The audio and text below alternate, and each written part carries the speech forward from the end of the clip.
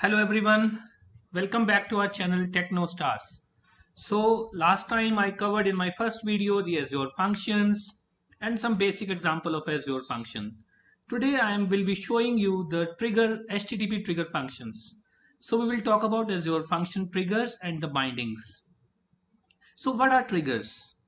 So trigger is just like an event which causes the function to execute.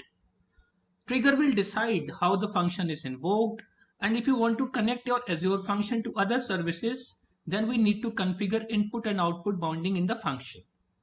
So for example, this is a queue.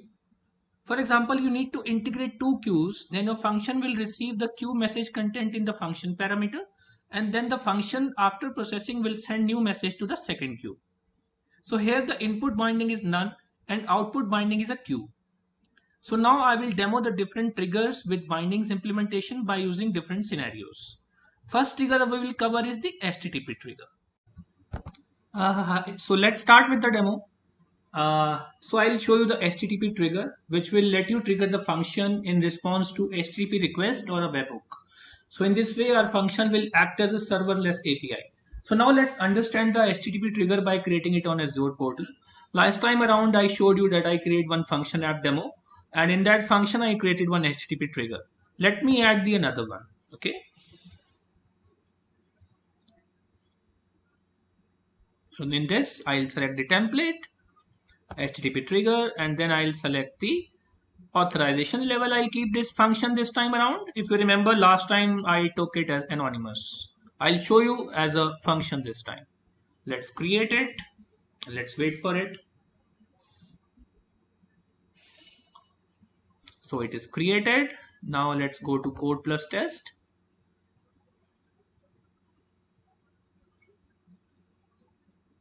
Here you can see there are two types of files. One is run.csx and then there is function.json.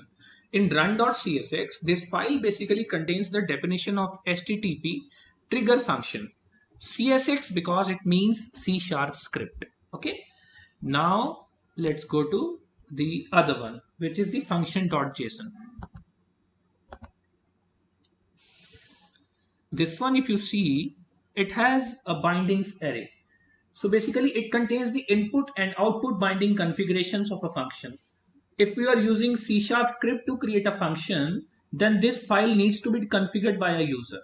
So in case of a C# coding, this file configuration is provided in form of attributes and parameters in the function. So this file will be compiled automatically during the deployment.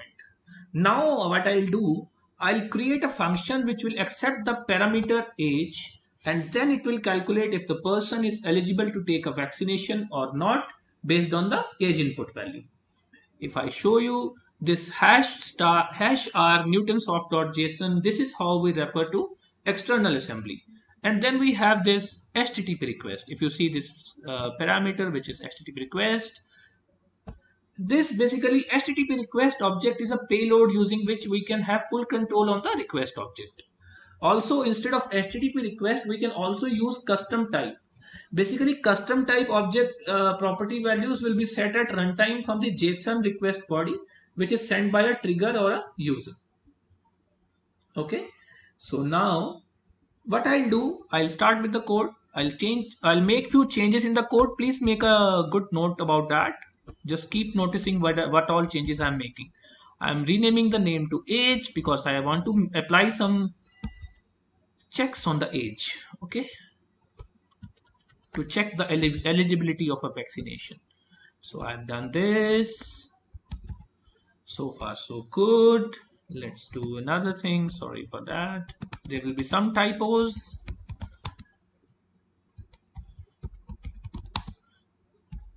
I can choose any method name here. This will accept the age, which I have to parse into int. And once this is done, I will return. I will remove this. Sorry, I think I removed my line of code as well. Let me remove this. And if you can see now, it is returning me this response message. Instead of that, I want to return greeting. Now I will write this method, which is the can get vaccination. Okay, let me write the code for this.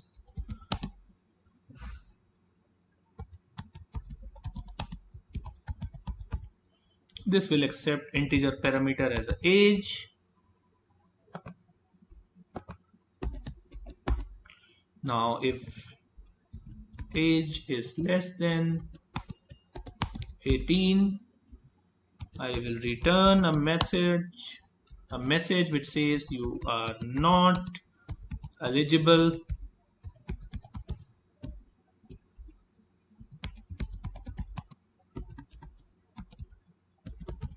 for vaccination. This is one condition. Then comes the, sorry for that, then comes the other one. Let me copy this and paste.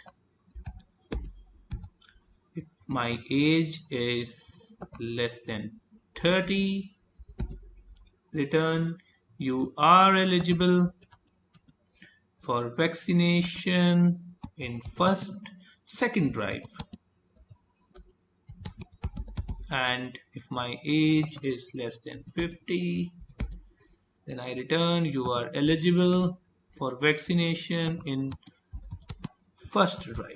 Okay, and if none of the condition is met, then I'll return invalid age. That completes the code. It will compile and see if there is any error.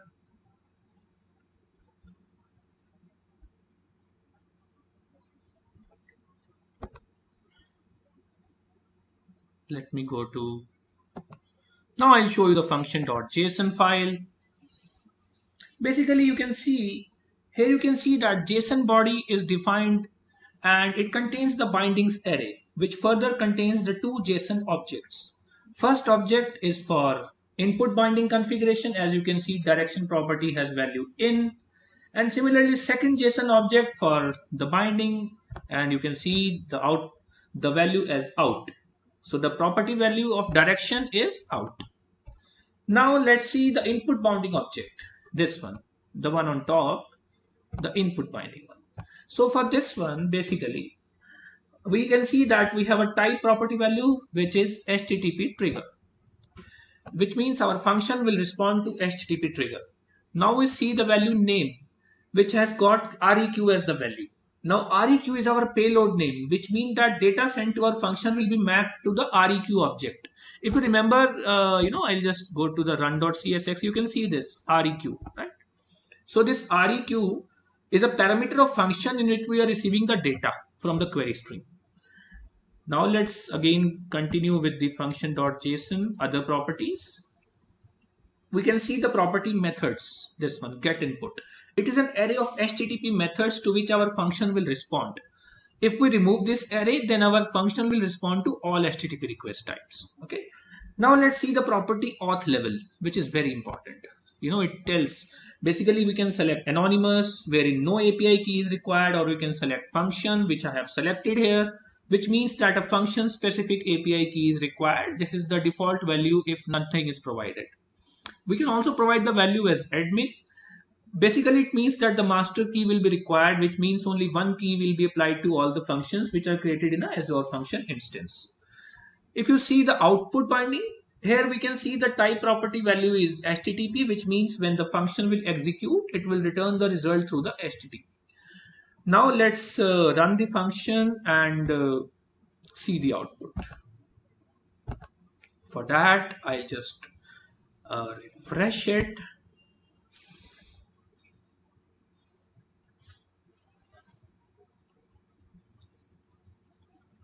And I'll click on get function URL. I'll click on this URL, copy it, and I'll go here. You can see it already has a code equals to some key value, which is actually coming because we have selected the auth level as function. Now I'll append my query string value as a age, and I'll run this. And you can see, since I have entered the value 20, which is greater than 18, it says you are eligible for vaccination in second drive. As you can see, this is the second condition. Now let me enter some value which is greater than 30 and lesser than 50. Okay, so I'll enter 40 here. It shows me you are eligible for vaccination in the first drive. So this triggers the third condition. I'm so sorry. It triggers the third condition, which is this one. So in some scenarios, we need to customize the route of our API. So let's see how we can do it in case of Azure Functions. So to customize the route of our function, we need to add route property in the input binding configuration object. So let's see how we can do it. Let me add another HTTP trigger function, and I'll go step by step there. So again, I'll choose this HTTP trigger, and I'll just rename it. This is the authorization level will be function. So let's create the HTTP trigger 4, and I'll show you how to customize the routes. Okay, so this is getting created. Now I'll go to the code and test.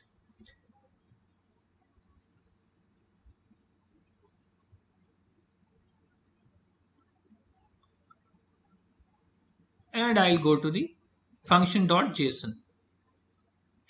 In this, I'm only going to support the get method. Okay, so I'll remove the post, and I'll add one more property here, which is the route.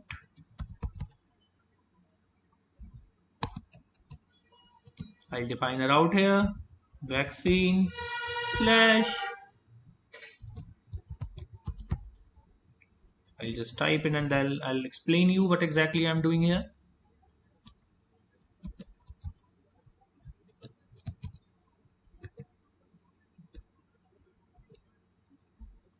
So here we have used this gender colon alpha. This colon alpha and colon int are the constraints on the parameter values. Okay, so these are the constraints which we have defined on the parameter values. Okay, now let's save it. And now I will change my function to consume the route parameters that I have defined here. Okay, so I'll go to the run.csx file, and I'll change my code a bit. I'll also change the return type and other things. So bear with me. So if you can see, this will be of type iActionResult, and basically it will accept gender of type string, and then one integer nullable type. As you know, I defined it as a nullable, which is age, where message equals to, I'll format the string, I'll display them basically dollar gender will be gender,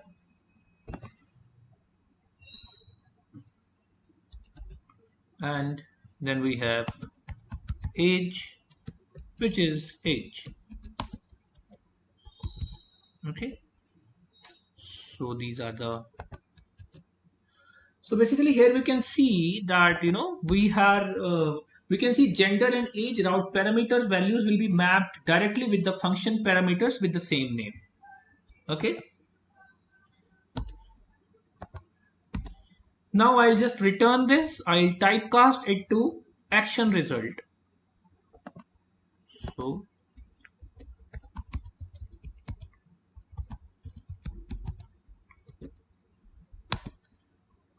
and message, instead of response message, I'll have message. Let me just align this. So that's my code for this.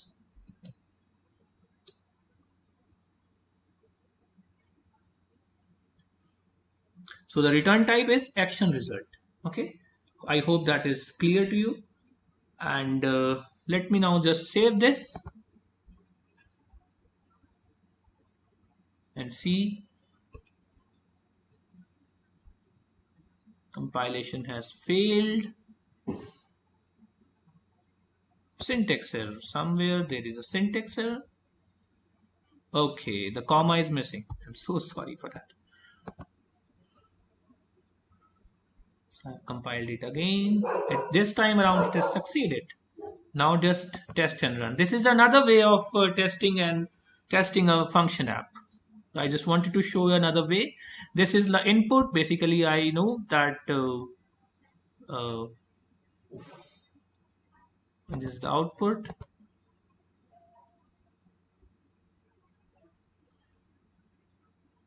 Just a second. Let me go to the function.json.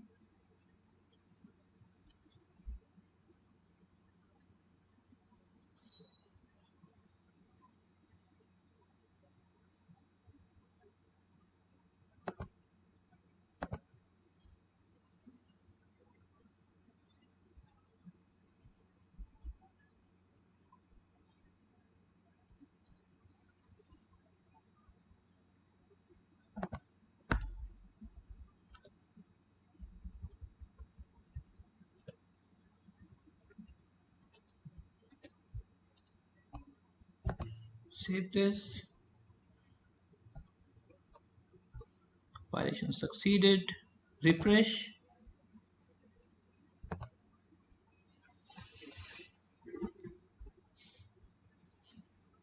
And let me test and run. So you can see it is asking for the two values. Gender, I'll put as male. Age, I'll put as 10. And I'll run it. So I've run the function. You can see that the output is 200 OK, which is success, and the response content is gender, male, and age is 10. So basically that is about the routing. So as we have discussed the advantages of Azure function, there are few limitations also. Now the HTTP request length for a function is limited up to 100 MB. The request URL size is limited to 4 KB. And also the Azure functions don't execute, if they don't execute in 230 seconds, then it will return HTTP 502 error code, which is timeout error. So that's about today's video. In next video, we will discuss about the blob triggers. So please stay tuned to our channel. Thanks for watching the video. Thank you. Bye-bye.